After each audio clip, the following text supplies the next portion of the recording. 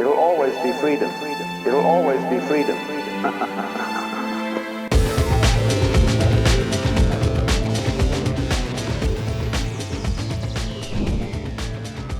Hello, everyone.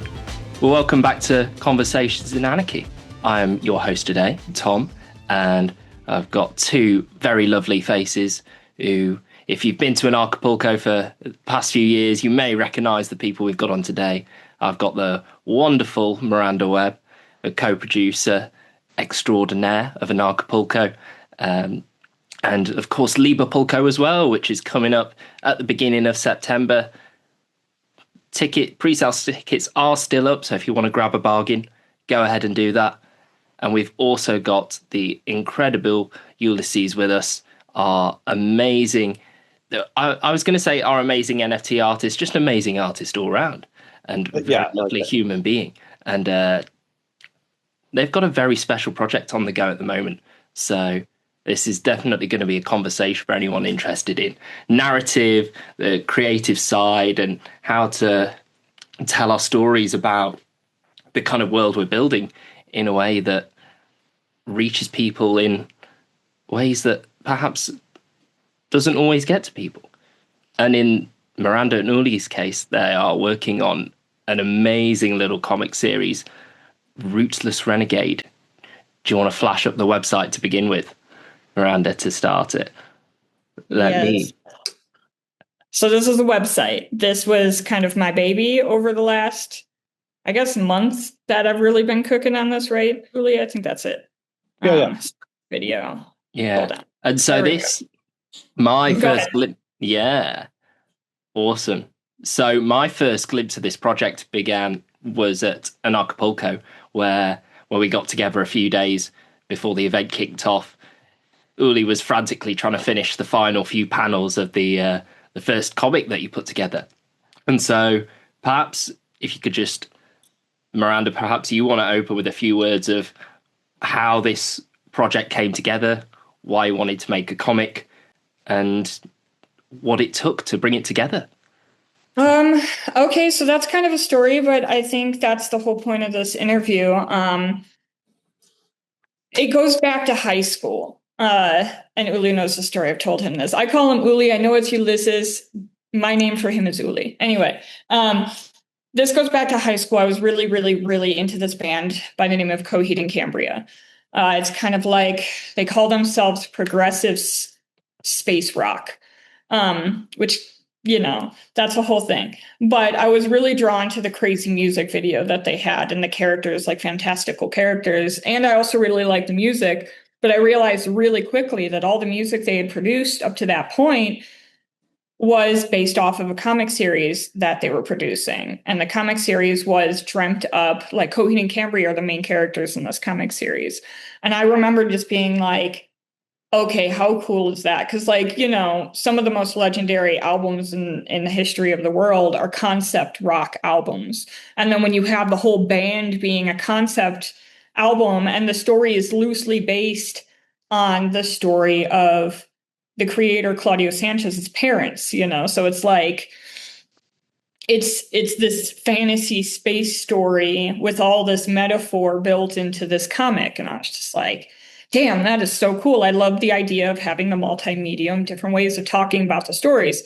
And eventually they released books. So there's books, comics, and the music, and they're still creating little pieces and parts of the series.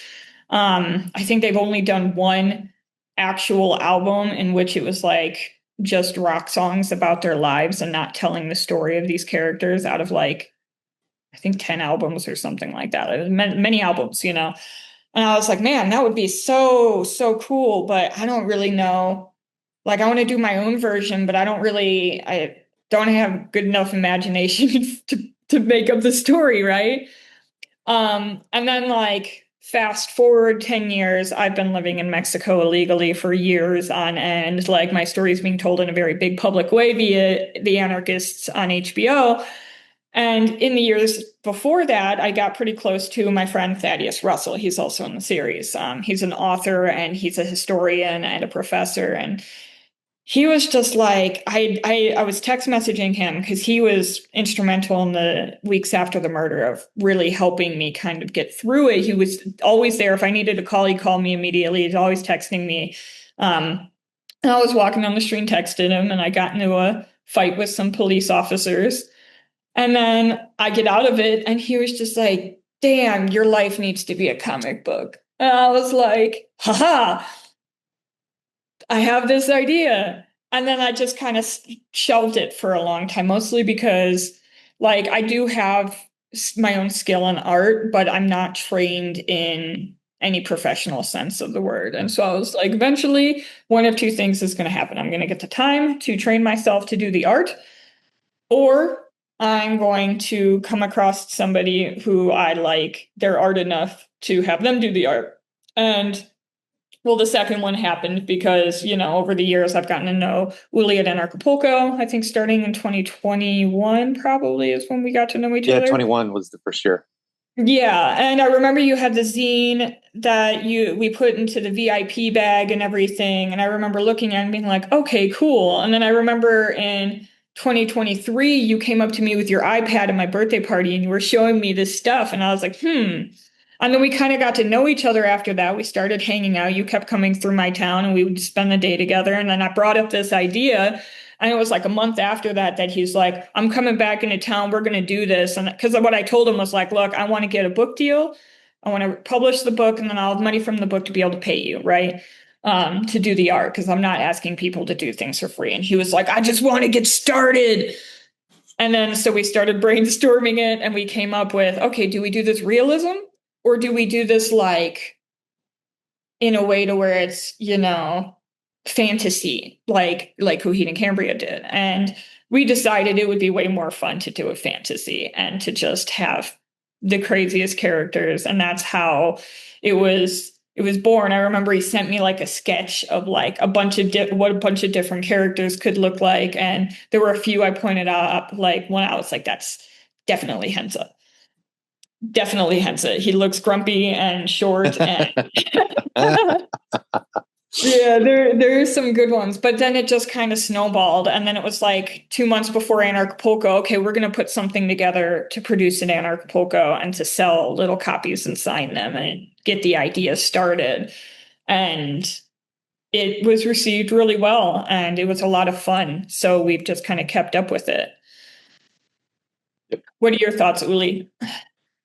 Yeah, I mean, it was great because 21 was the first year I was doing this whole kind of like, all right, let's go be a digital nomad and let's go see what these crazy anarchists in Mexico are doing. And I went there with the intention of being like, I'm just gonna throw myself into this world of interesting people with ideas of philosophies about anarchism and libertarianism, and this is where I want to be.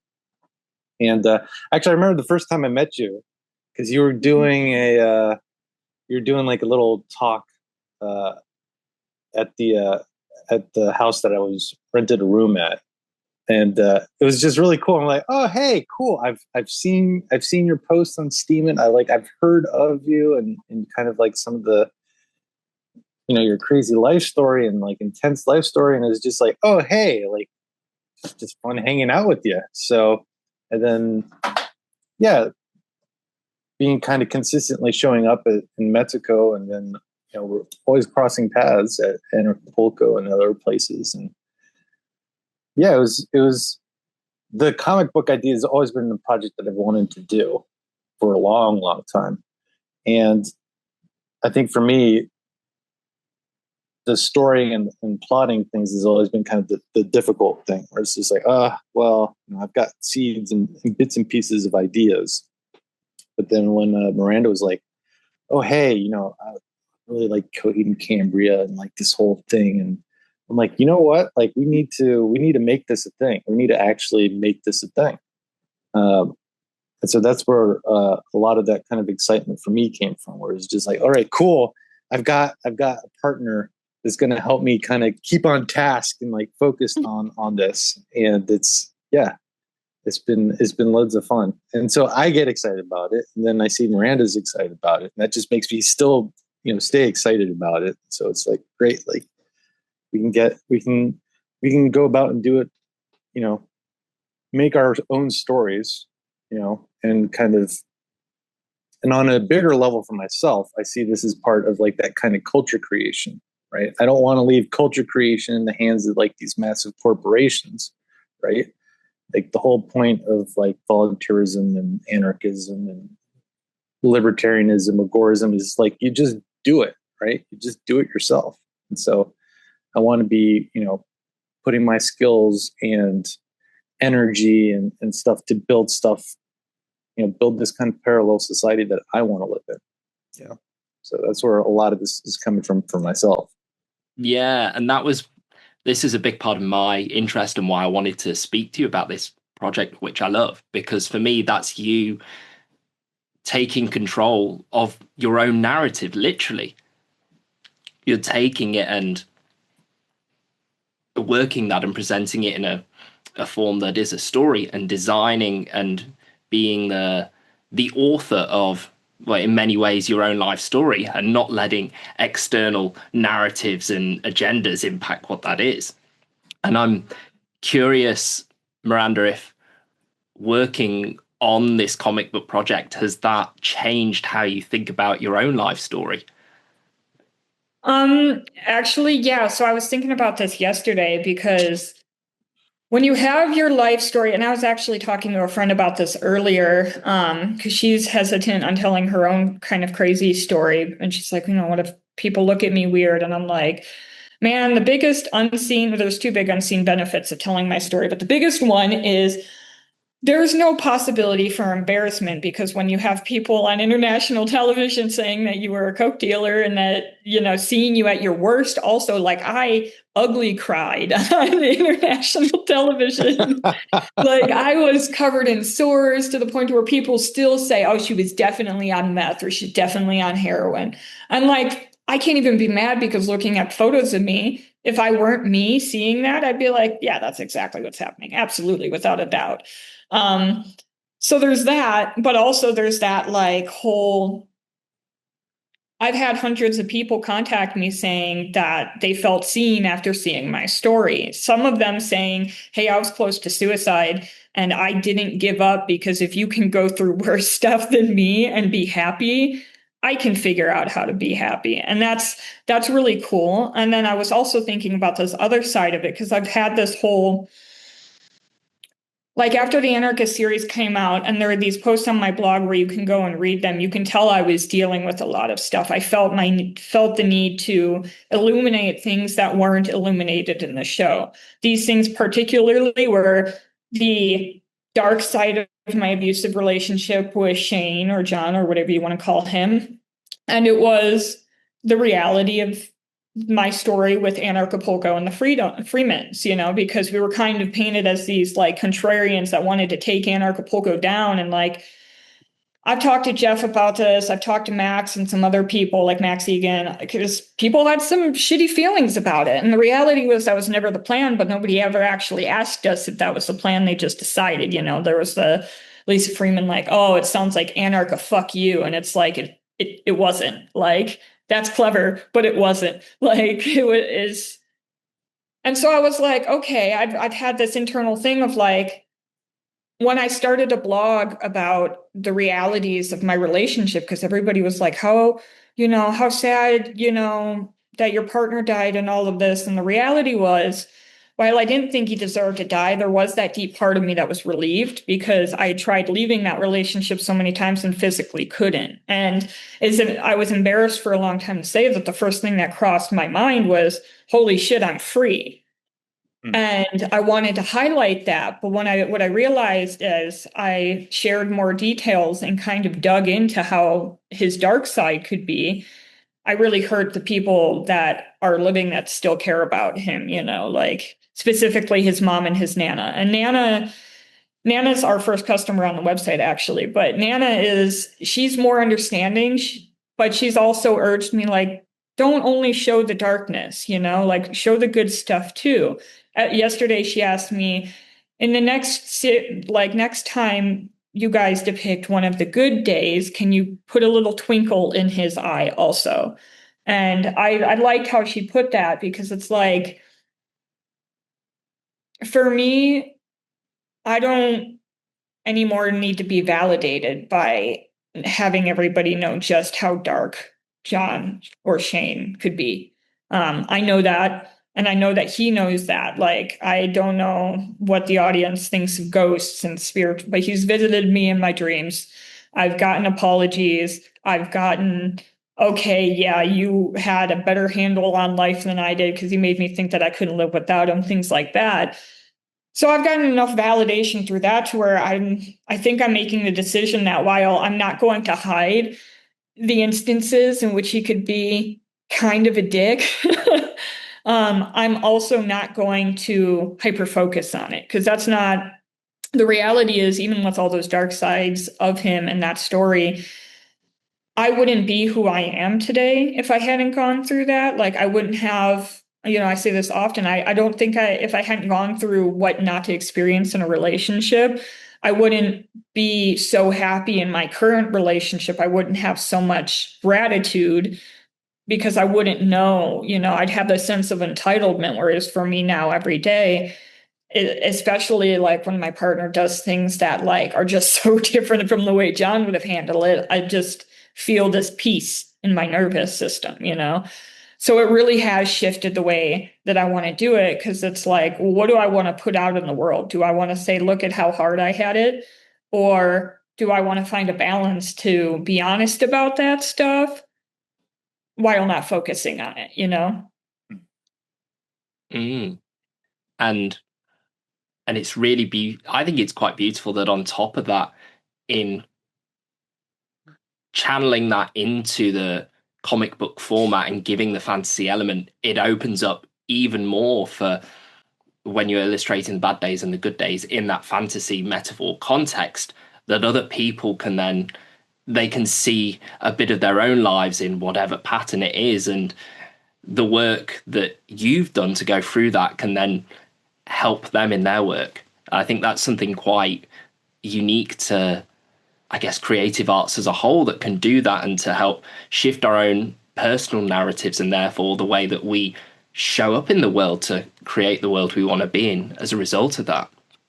And Uly, I'm curious to hear from you if helping to turn Miranda's story into this comic series from the, I guess, from an artist's perspective, if that's happened for you, and that you've been like, there's something that you've gained for your own life in exploring that story in this fantasy setting as an artist. I think for me, part of it is, again, I'm going to go back to this idea of like building our culture, right? Building the culture that like I want. I don't want to rely on, those 6 massive corporations to like spew out the garbage and like, this is your entertainment. These are your stories. These are your characters that you're supposed to love. And I think being able to, focus on somebody's story, like actual just life, it's just life. And yeah, again, being able to go through it and not present it as like, oh, this is the bad guy, here's the good guy. Good guy must kill bad guy, and that's the solution, right? It's a lot more nuanced. Life's way more nuanced than that. And I think when people, I hope that when people read this, that they get inspired to kind of, examine their own lives and get inspired to tell their own stories, right? And kind of build up this really kind of, beautiful culture of storytelling. It's not reliant on like, oh, well, it's the next season from, Disney Plus, and like that's where I get all my. It's like, no, you're a human. You have all these relationships. You have all these ups. You have all these downs, and going back and examining them, and you can see where it's like, oh, I've definitely matured as a person. And even now, where I'm standing, seeing all the stuff that I came through. If I could get rid of that, I don't know if I would.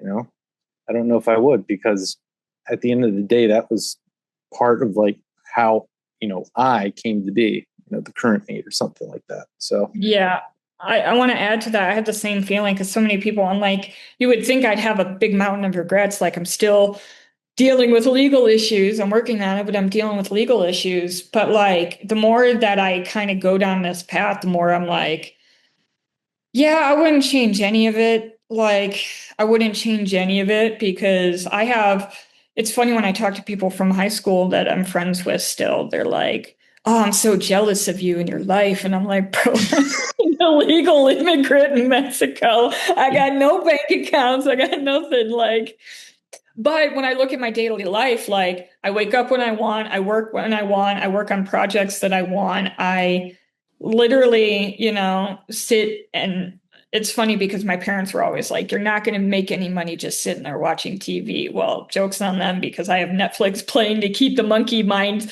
stable while I'm working all day. And it's just like in my little ADHD motivation station, I call it. But I do the circus stuff. And during the staff retreat, I was up in the silks, on a sort of a medicine, we'll say. I won't get too specific, but I was up in the silks on the beach, and Kat came up to me and was like swinging me around. And then she just stopped and looked at me and was like, for somebody who's afraid to travel, you travel a lot. And I was like, yeah, I do. I hear you. So like, yeah, it's made me super grateful. And also I have this story of growth and I'm excited to show that part of it. I think of all the parts of the story I'm excited to show most is I'm excited to show this metamorphosis from like this little, green character smoking all day in her little hoodie, like you see on the website. I want to see her transform. Uly and I have talked about having her change color as I get healthier and to change vibe and to bring the circus stuff into it. And I think for me, it's a story of growth, because there are too many stories out there where they're like, these bad things happened to me and then I was forever changed. But like, I think it's cooler to physically see it. And I think that's what so many people love about the Anarchist series is you can see that shift, but it'll be cool to do it in this fantasy format for sure. Mm. Yeah.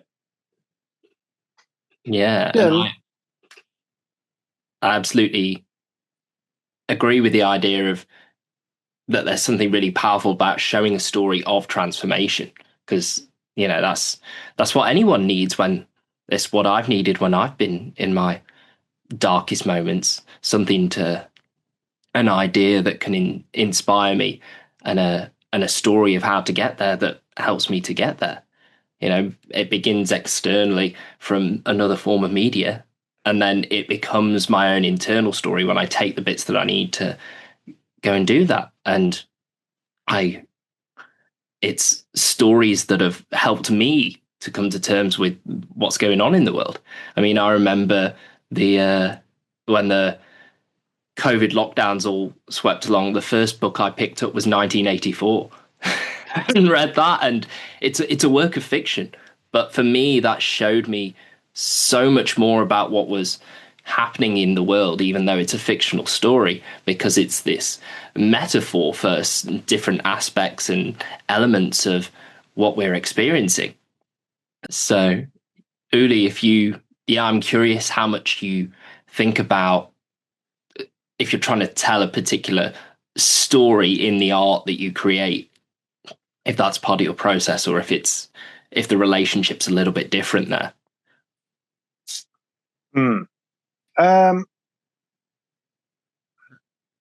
That's a good question. I think for myself, it just comes down this is kind of similar related, but especially I noticed this about myself with like the whole COVID thing when that kicked off, right? There's a lot of people complaining about stuff, right? Saying like, look at this horrible thing that's happening, and look at that horrible thing, and look at these horrible people over there, and look at those horrible people over there. And at the end of the day, it's just like, all right, great, and then what? And then what? And like waiting for the kind of solution type of thing to come up is like I became more interested in listening to voices that were saying like, whoa, how do you respond as an individual to this thing rather than being like, oh, everything sucks, And so I think for me, part of that is that's what this comic book is for me, right? It's a way of saying like, oh, this is what I can do as an individual. Hopefully that inspires other people to do the exact same thing, right? Like just start doing the things, right? Start doing these solutions. And they don't have to be grand, massive things. They could be just small, simple things. And something can grow out of that. So that's where I think that's what I would like to have the story inspire, right? That kind of attitude in general. So, and I think for me, it's just more fun when I can draw crazy fantasy, magical things, and then, I enjoy that. Yeah, I would like to build on that a little bit because there is this whole like idea in the old paradigm of doing things that if you're going to do something, you have to do it big and perfect from the start. And I think that keeps so many people paralyzed from doing their creative projects. I mean, even myself a little bit, because I was like, yeah, I'm going to do this, but I'm going to wait until I do my book and then get a book deal. And then I'm going to use that money. And then like him just being, like, let's just start it and do it little by little. And it's already grown, more than I thought it would in just a year, like in terms of what we're capable of. We've already, like, I have this here. This is Love at First Smokeout. We already have the first copy. You can buy the PDF on the website. And then we have the pre-sale for the next one. And I've been designing like clothes using the characters and the logo as inspiration, but I've been making my own thing. And we've been talking about, like, I'm going to make Bloom, which is my character.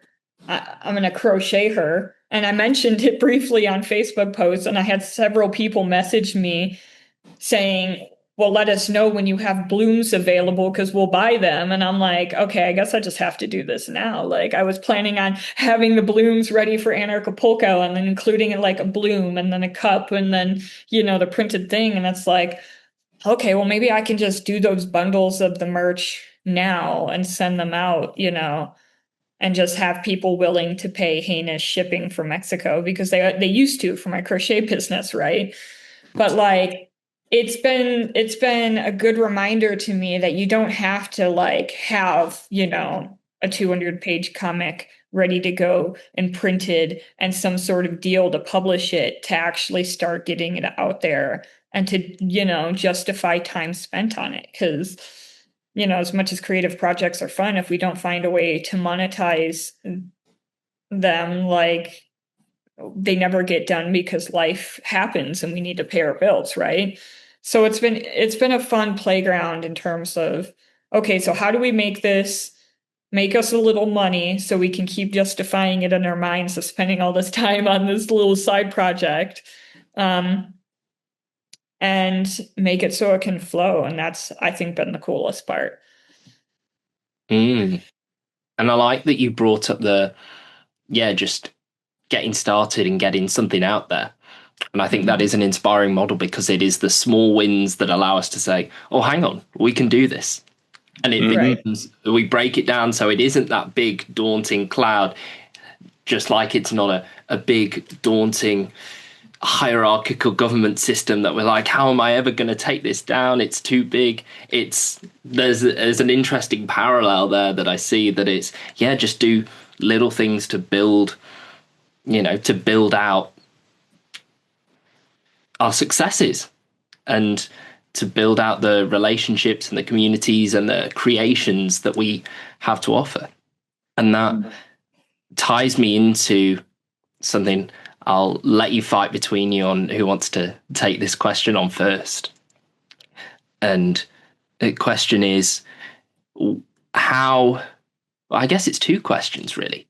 It's how important is it to have a creative or this kind of creative arts energy in anarchist communities? And then the follow-up to that would be, what can those communities do to support that energy and have it be as fruitful as it can? I'm going to leave this to Uly first. Oh, okay, cool. Well, I can answer the second part way easier is just support this kind of stuff, spread it, share it, and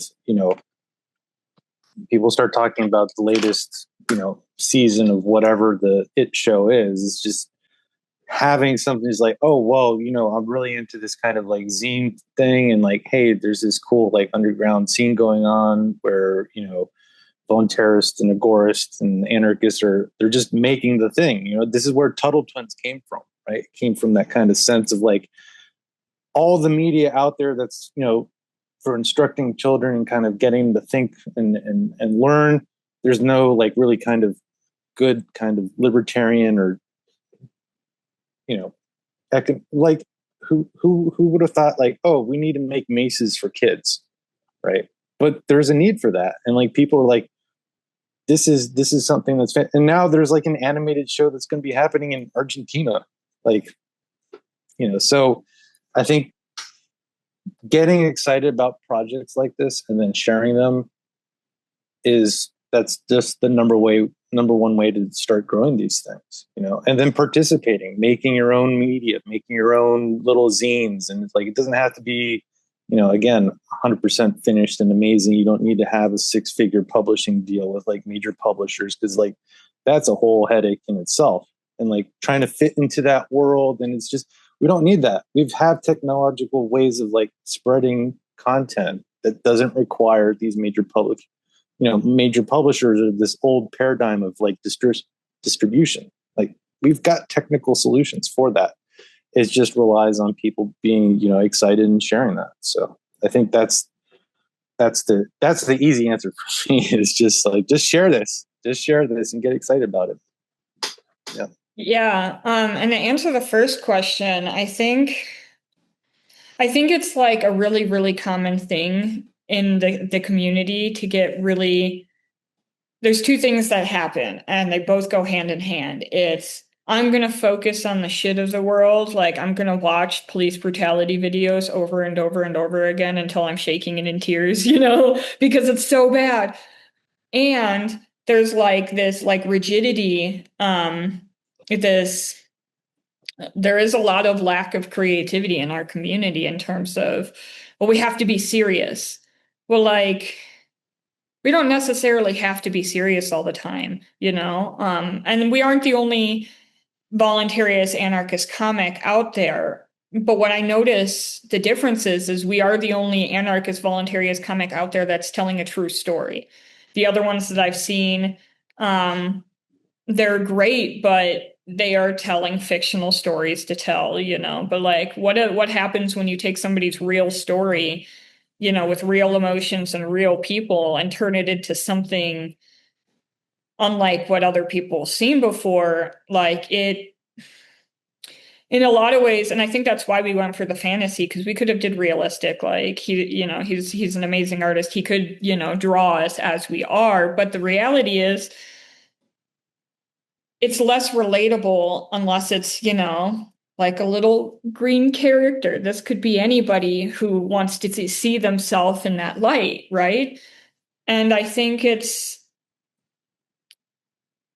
really special, and it helps us to see the world and build the world differently, in that, it's not all just about let's write the serious books and make the serious podcasts and do the serious things, because the reality is the real impact that I see isn't necessarily in those things. It's in the stuff where people feel like they can kind of loosen up and just enjoy something without feeling like they have to change the world immediately, and then beyond that, it goes into the agorism, like he was saying earlier, like, how do you, like, what are you guys going to do about this? Like, yeah, the world's locked down for COVID and there's vaccines and there's all that, but like, what are we going to actually do about that? Like, where's the solution? Where's the solution? And I like this because it is a solution in which it's like, I'm going to, make art out of what could be considered by many as a shit sandwich, like, one of my exes was like, why do you want to talk about such a terrible story? And it's like, it's not a terrible story. It's got darkness in it, but it's not a terrible story.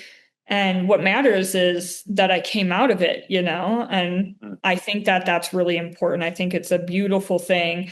And I agree, just sharing this project, the PDFs are not that expensive. I think I sent the PDF for this one at $5.55 and the pre-sale at the next one at like $9. Most people have subscriptions each month for stuff they don't even use that costs more than that, and that's not supporting, something cool.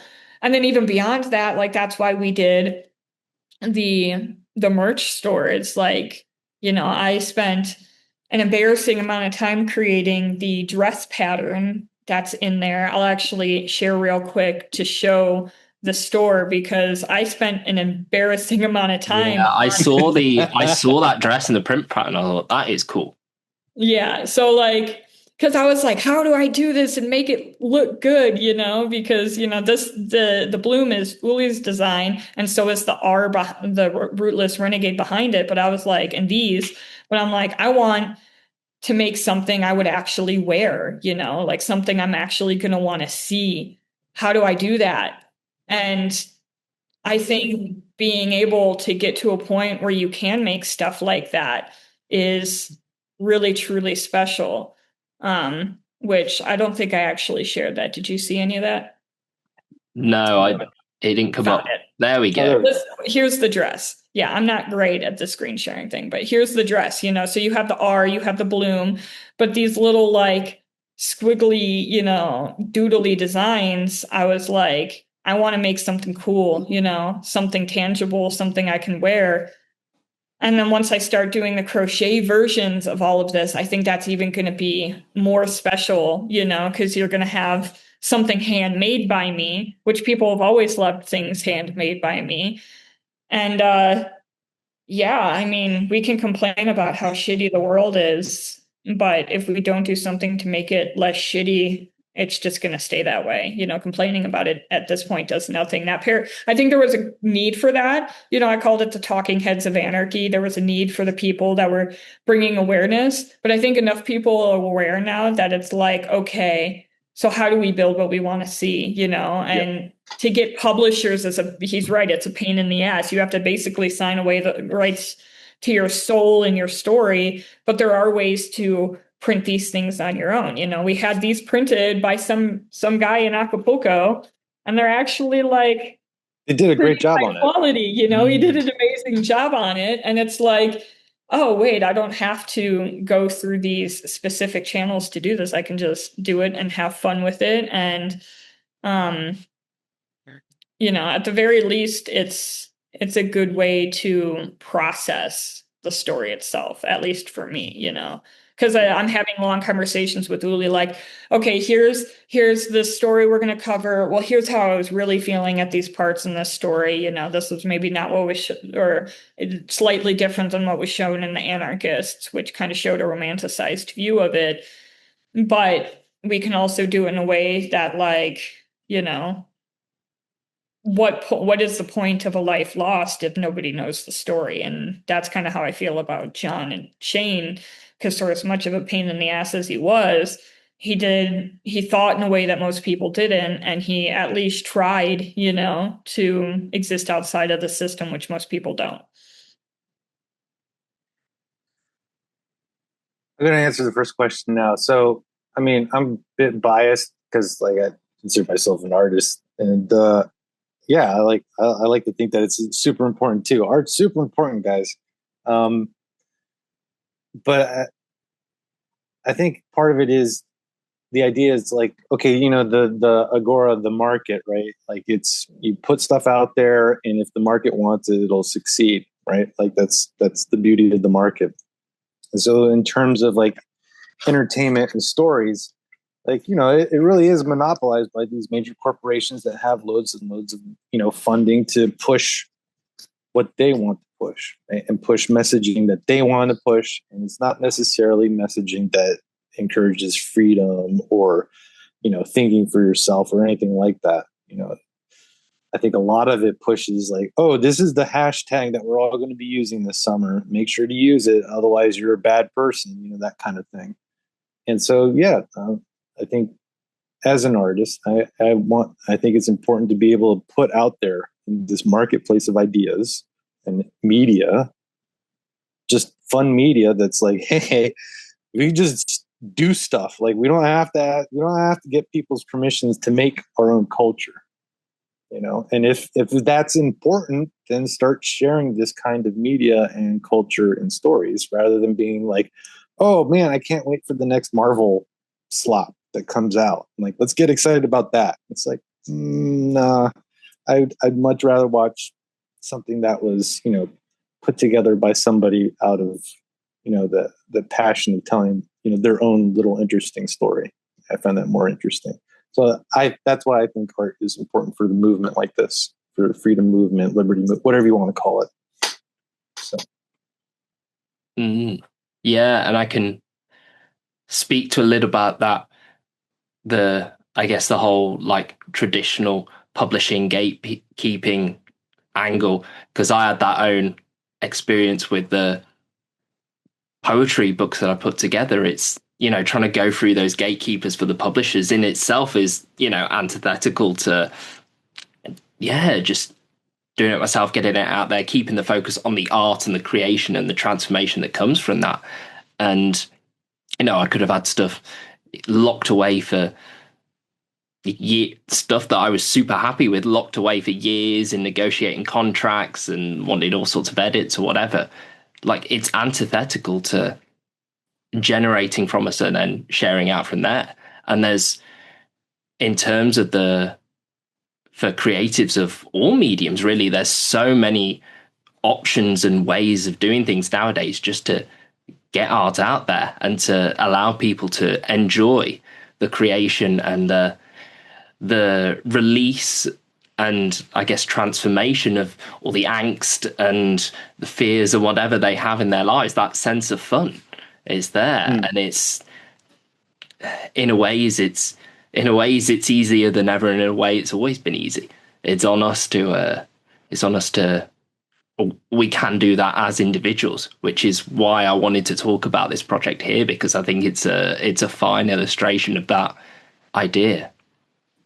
I'm curious where you see this project going. Where do you see yourselves being with Rootless Renegades in 10 years' time? Oh man, so that's one of those cool, the sky's kind of the limit things, because it's kind of already morphed in ways that I didn't quite expect. Like, I didn't expect us to be releasing these little snippets of it, to me, they feel like remasterings of my old Steemit stories, because I'm basically taking those stories directly off Steemit and I'm rewriting them and adding the truth into them, that maybe might have been filtered out. And then I'm adding, turning it into a storyboard for him to work off of. But like, when we had our meeting after Anarchapulco, okay, well, what's next? And it's like, oh, well, I mean, I'm a web designer. I'm like, of course, we build a website, and it's like, okay, then what do we do with the website? And it's like, oh, well, we could do like merch and we can, sell PDFs, copies. And then it's like, oh, we can build packages and be like, hey, you can, pay for this package and get these things and get like a little signed copy and, some stickers and a little plushie made by hand. And it's like, okay, that's something cool. And then with the animations, it's like, well, if this thing manages to really take off, there could eventually be a cartoon about it, that could be a thing. I think kind of pushing Uly into like, hey, let's have a little animation, for the header image, like, let's do it, got me to really see like, oh wait, this could be like a whole thing of just, because that's kind of what Coheed and Cambria has done. They have like specialized merch and they have the comics and they have the books and they have these packages. And then they started doing these cruises where all the people that believe in the music and the story, they pay heinous amounts of money to go on a cruise that's themed after that. And like, there's a lot of really cool stuff you could do. I was also thinking, because a lot of what I do is slanted by the idea of being a circus artist. Well, like, what happens when Rootless Renegade goes on the stage and there's aerial stuff, and we tell the same story, and I have a costume made that makes me look like the character, and we're doing this stuff with an aerial twist locally here in Mexico, and there's really not a ceiling to what can be done with this. And I think my dream personally is that this can get big enough to where I can focus a big chunk of my time on it. Yes, we're trying to make money, but we're trying to make money so we can drop random side things that maybe don't bring us as much joy and focus on this and really do something that nobody's ever seen before, because I don't personally know of a comic series that's also been depicted in aerial silks and trapeze and things like that. I've not seen that before, but I think it would be super cool, and that's somewhat inspired by the circus group that I train with here. They've shifted from just going, okay, we're going to pick a theme. The first one was neon. So we're going to pick techno music and wear neon costumes and we're all going to do this.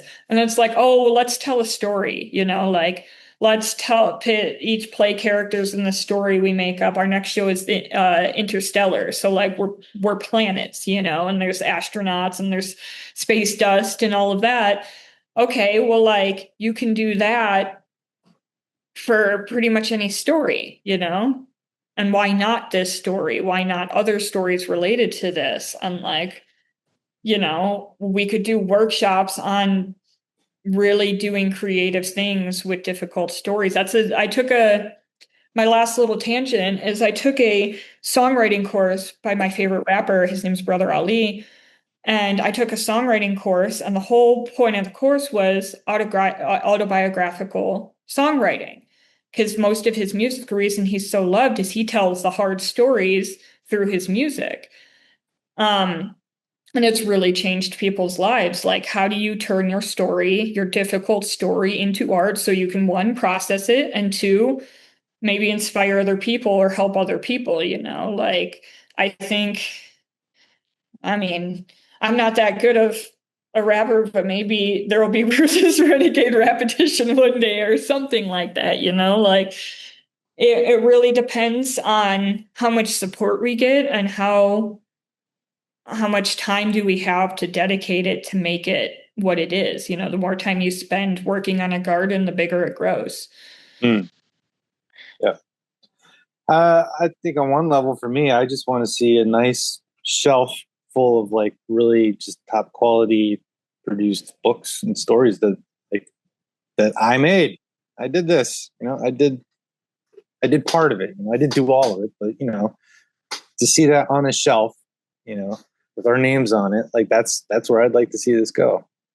And I'm already very proud of what we've done, but that would just be icing, I think, for me.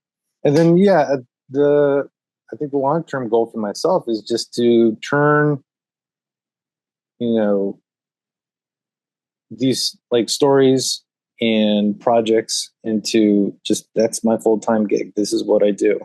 I don't necessarily have to do, the kind of odd design jobs or anything like that. It's no, this is how I spend my time. I spend my time, crafting these stories, and that's what I do. I travel and I make stories.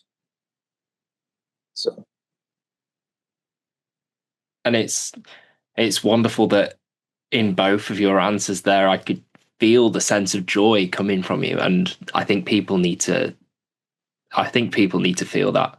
And so I'm really glad we've been able to capture a bit of that today and share that with everyone watching. I'd like to ask each of you if there's anything else you'd like to leave, any thoughts or feelings or messages that you'd like to leave anyone watching on all our various platforms with. It's hard to know kind of where to go with it, but for me, the more I create, the more I have the ability to really grow into who I've been. And I hope that anybody watching this who's hey, I wanted to do something like that. I have these skills, but I don't know how to do it. Just I hope you get started. And another long-term goal I have is like, I don't want this to be the only story that's being told, you know. I've also always wanted to do children's books, you know, and like to do the Tuttle twins are great, but that's one storyline, you know, that's not, you know, there's so many different ways to go about it. And it's like we can create the sort of world that we want to see through art. And looking back at history, the biggest impact I've seen, you know, is not there was this newscaster who was really good at talking about these problems. You know, it's like, oh, there's this difficult time, and these are the artists that did something special with it, you know, and really, really kind of went for it. And yeah, you're right. There is an absolute joy about it because it's like it is easy to get wrapped up in all these random odd jobs because I also do a bunch of random odd jobs to pay the bills. But like the joy of having something that is super fun to work on is, you know, really special. I've had a lot of people tell me that this website I created for this is my best website ever. And I agree because I'm just like, because I was just having so much fun. Yeah, I mean, you can ask Uly, I was sending messages like, okay, go look now. Like, go look at it. But I mean, it was worth it, you know, like even if it doesn't, you know, make us super rich. I mean, money is always great to be able to travel and to have more resources, but I think it'll still be worth producing it because it is a lot of fun. Like it's cool to see like, oh, okay, so here's what this part of this looks like. And it's like, oh wow, that's awesome. Like that is so cool. You know, it's a really fun learning experience.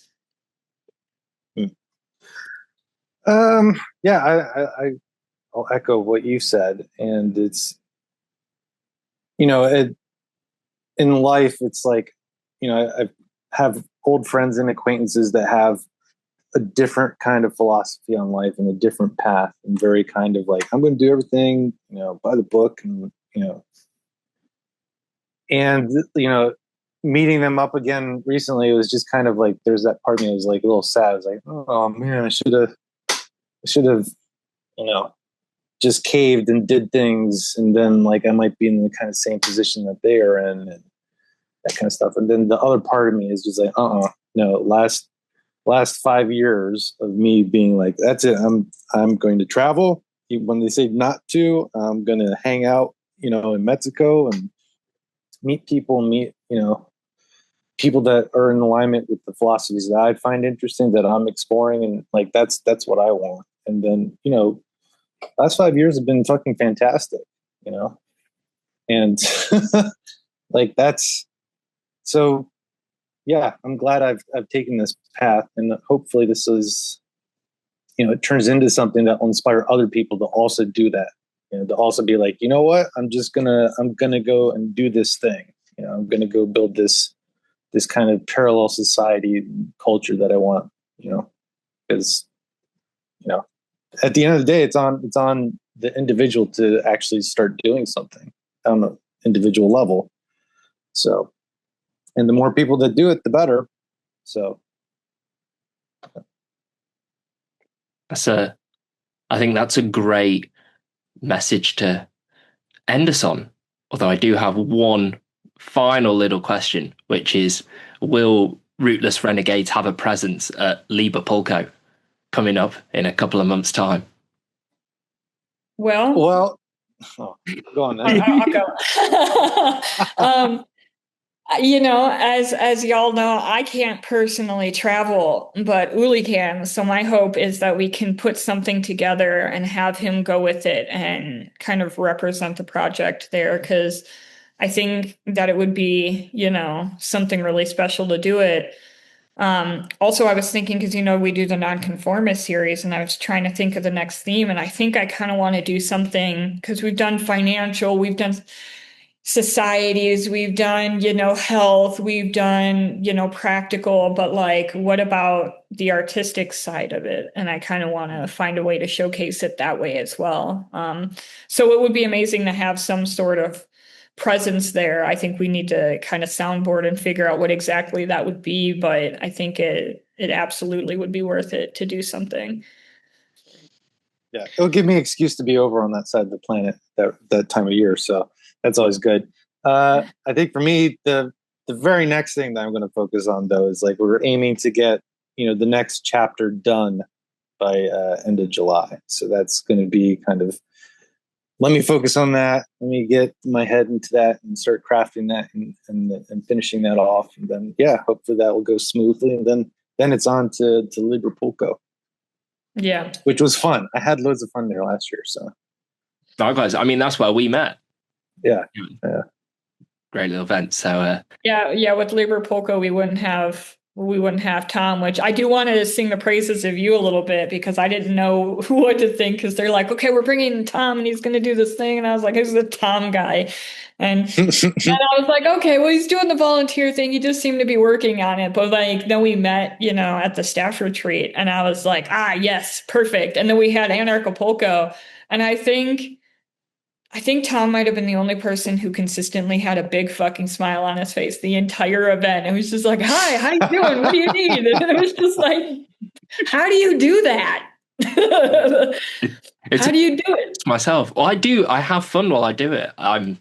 It's an event where I'm around so many amazing people, it's not always the case for me. So I'm going to be happy no matter what's happening. So to be able to share that joy with people it's a great reason to come along, and all three of us can attest to that here. So hopefully for anyone watching, we'll see you at Liverpoolco. And Liverpoolco is a blast. You all should get there. It is. And if not, we'll see you very soon. Uly, Miranda, thank you. Thank you for everyone watching. Peace, love, and anarchy. Cheers. Bye.